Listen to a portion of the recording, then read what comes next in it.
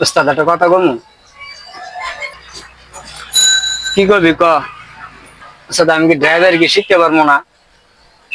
আমার শিখার দেন না, আমার খুব শখ। আমি তাড়াতাড়ি ড্রাইভারটা শিখবো, ড্রাইভার করবো, গাড়ি চালাবো। কিন্তু সবাই আমার দেখলো আপনার মতো উস্তাদ, ড্রাইভারি শিখবি, এত সোজা ড্রাইভারি শিখা। আমি কত বছর কষ্ট করছি জানোস?